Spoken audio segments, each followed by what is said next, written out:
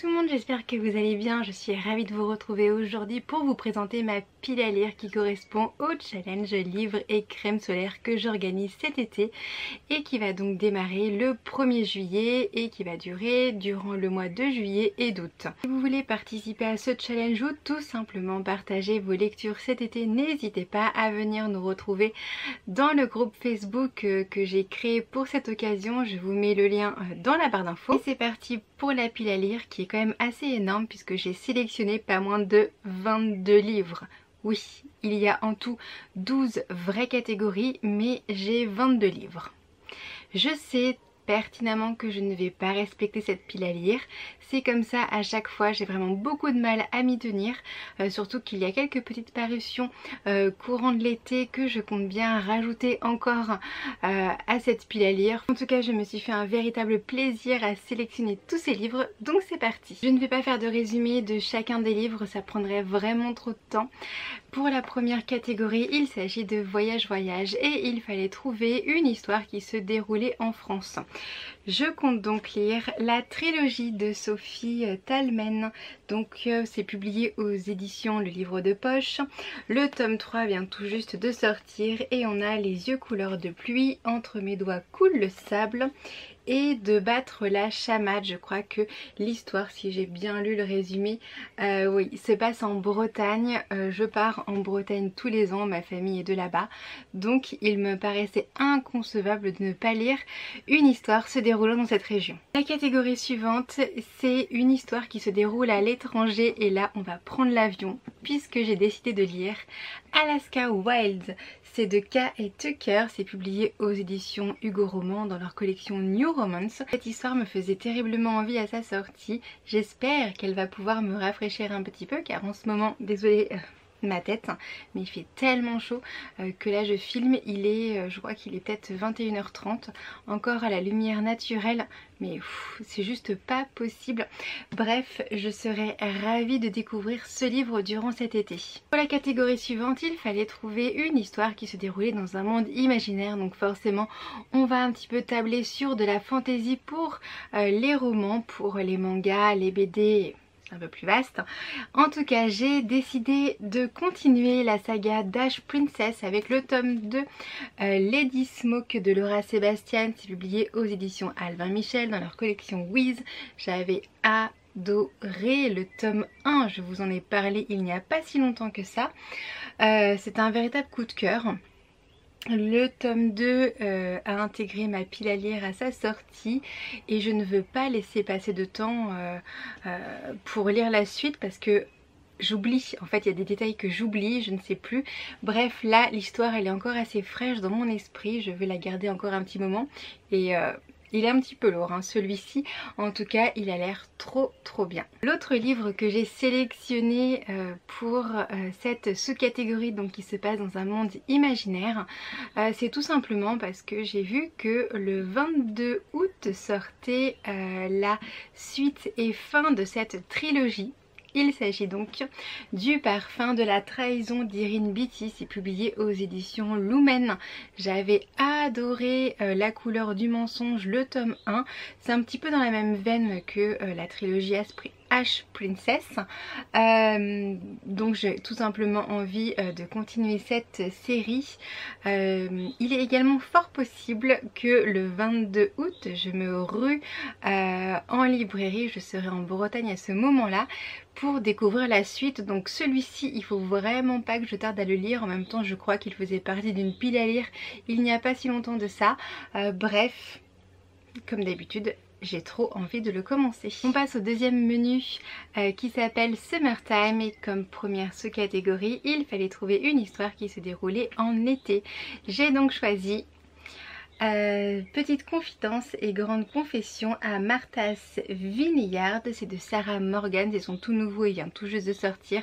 C'est publié aux éditions Harlequin dans leur collection EH et ce livre fera partie d'une lecture commune avec Amandine et je suis ravie de cette future lecture commune. Alors je n'ai jamais lu de Sarah Morgan, c'est vraiment l'occasion pour moi de découvrir cette autrice. Il a l'air vraiment hyper chouette. Je crois qu'il y a une histoire de relation mère, fille, grand-mère. Je pense que ça va me plaire. J'ai pas vraiment lu en fait le résumé, je l'ai juste lu en diagonale une fois. Et puis la couverture elle fait quand même carrément estivale. C'est parfait pour le challenge. Je n'ai pas non plus résisté et j'ai mis le nouveau Sarah Dessen, The Rest of the Story, toujours publié aux éditions Lumen. Pareil, la couverture fait terriblement été. Il vient tout juste de sortir. Sarah Dessen, j'ai cru comprendre que c'était une valeur sûre. Donc je suis très pressée de découvrir sa nouvelle histoire. La catégorie suivante, c'est un livre qui a une couverture jaune.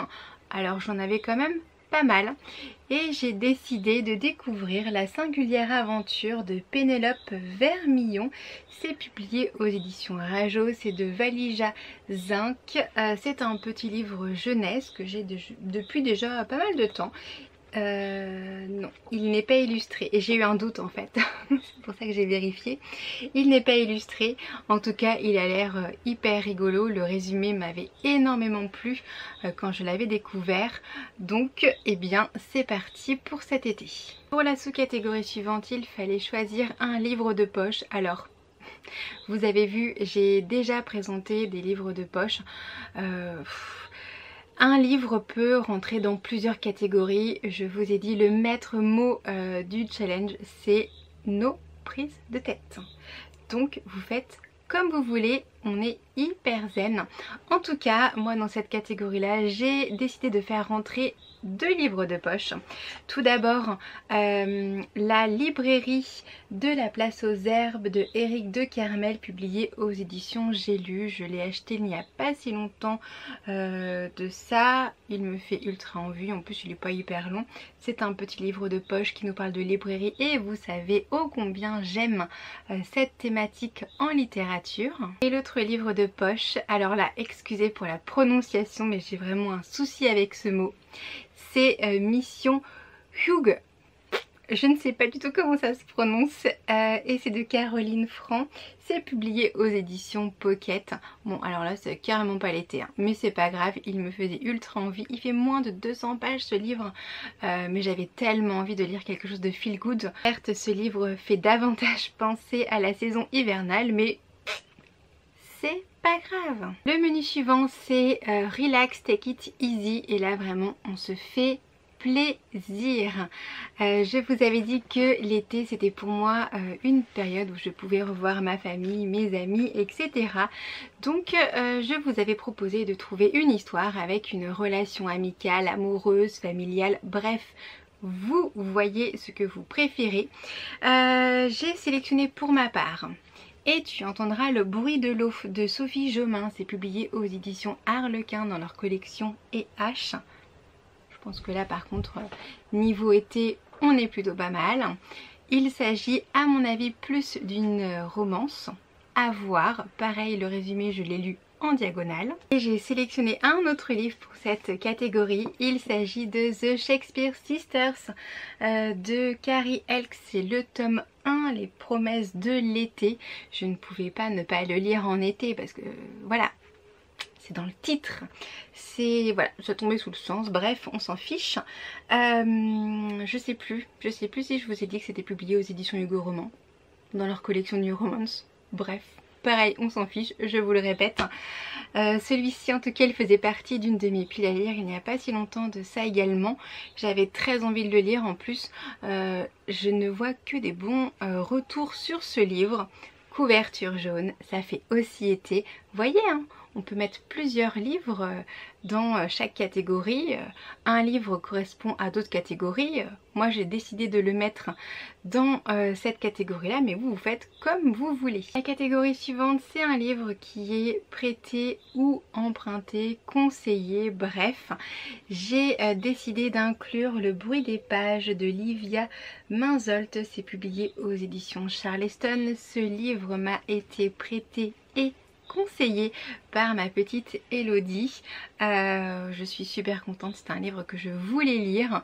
Amandine l'a également énormément apprécié, donc c'est sûr, je vais le découvrir durant l'été. La catégorie suivante, c'est celle où j'ai peut-être le plus mis de livres. Alors là, j'ai un peu disjoncté, puisque Il s'agit d'un livre soit de votre auteur préféré, de votre genre préféré, bref quelque chose que vous adorez.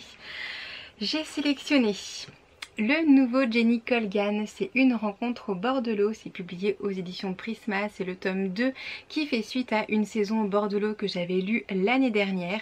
J'adore Jenny Colgan, sa saga La Petite Boulangerie est un véritable coup de cœur, c'est du feel good, je sais que ça va se lire hyper bien. Donc celui-ci c'est le livre d'une de mes autrices préférées puisque je n'ai pas un auteur préféré, j'en ai plusieurs que j'aime vraiment beaucoup. Un autre auteur ou plutôt deux autres autrices puisque c'est à chaque fois, enfin ce sont à chaque fois des parutions à quatre mains.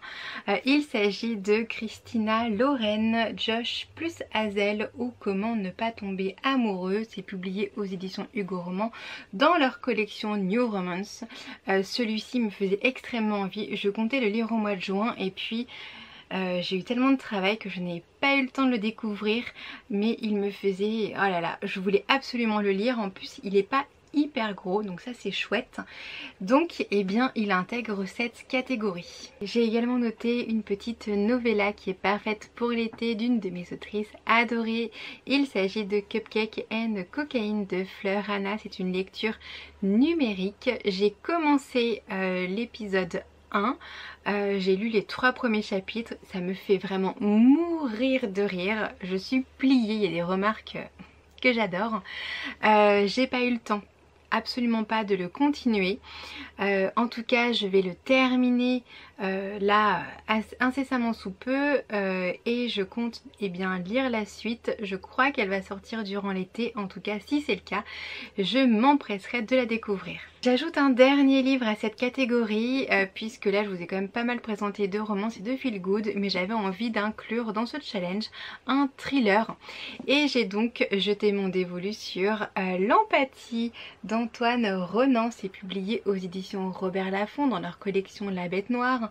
Je fais une confiance aveugle à cette collection, je n'ai jamais été déçue. Celui-ci je pense qu'il est vraiment parfait pour l'été, je n'ai vu que des bons retours, que des coups de cœur. Alors d'un côté c'est un petit peu excitant parce que je me dis que peut-être que je vais moi aussi avoir un coup de cœur, mais d'un autre côté j'en attends vraiment énormément. Je pense qu'il se déroule en été puisque on nous dit vous ne dormirez plus jamais la fenêtre ouverte. Bref, je suis vraiment hyper curieuse de découvrir cette histoire. On passe au dernier menu qui est l'été indien et encore une fois eh bien j'ai rajouté plusieurs livres dans des catégories. La première catégorie c'est un pavé de plus de 550 pages et je sais que c'est très difficile à trouver parce que souvent les livres tourne autour en fait des 500 pages mais on en trouve quand même. J'ai dit à Amandine en effet que un livre c'est un livre, donc si dans un livre vous avez 3 tomes c'est une intégrale, pas de problème. Si vous avez un livre avec 15 tomes, pas de problème, ça rentre, ça reste toujours un livre. En tout cas pour cette catégorie j'ai choisi 3 livres. N'importe quoi. On commence tout d'abord avec Illuminae. Et oui, je n'ai pas découvert encore cette série. Bouh, c'est pas bien. C'est le tome 1 de Amy Kaufman et Jay Christophe. C'est publié aux éditions Casterman.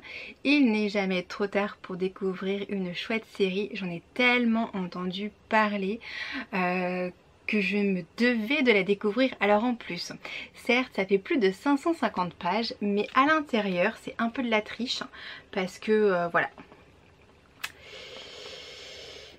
ça se présente pas vraiment comme un roman habituel. J'espère pouvoir accrocher avec ce style là. Je n'ai jamais lu de roman comme ça, mais j'aime bien moi les choses qui changent comme ça de l'ordinaire, donc je suis très curieuse de découvrir cette série qui a valu de nombreux coups de cœur. On continue encore avec une nouvelle briquette, il s'agit de Armorican Psycho de Gwenaël Le Guellec, c'est publié aux éditions Nouveaux Auteurs. Voilà. Il fait je crois pas loin de 700 pages. Alors je vous ai dit tout à l'heure que je voulais lire un thriller, c'en est un autre. Mais celui-ci je l'ai sélectionné puisque je pense qu'il se passe encore en Bretagne. Oui, je vous saoule avec cette région, mais je me suis dit que c'était vraiment l'occasion de le sortir. Encore un pavé de 550 pages et cette fois-ci c'est George et la clé secrète de l'univers de Lucy et Stephen Hawking. C'est publié aux éditions Pocket Jeunesse, c'est l'édition collector qui regroupe les 2 tomes. C'est une édition qui est illustrée, donc pareil, je triche. À l'intérieur, il y a même des illustrations qui sont en couleur. Le livre a l'air méga bien, il me fait ultra envie. Je me ferai donc un plaisir de les découvrir cet été. La catégorie suivante, c'est une relique de la palle et j'ai cherché et j'ai trouvé Mot à mot de Lucy Keating, c'est publié aux éditions Michel Lafon. Ça fait pas mal de temps qu'il est sorti, je crois l'avoir vu même en format poche. Je me dis que si le livre est sorti en format poche, c'est possible qu'il soit bien. Je l'espère en tout cas. Voilà, donc ça c'est la petite relique de ma palle que j'ai depuis quelques années maintenant. Et enfin on arrive au livre publié en septembre. Je sais que c'est assez difficile comme catégorie, mais bon, après tout c'est un challenge, donc il faut un petit peu de recherche quand même. Et je vous avais également dit que pour ce challenge, les romans c'était bon, les BD aussi, les mangas, les comics, bref. Donc et bien pour cette catégorie j'ai décidé de lire Et puis Colette de Sophie Henrionnette et c'est illustré par Matou. J'adore son travail, j'adore ses illustrations. C'est publié aux éditions Delcourt.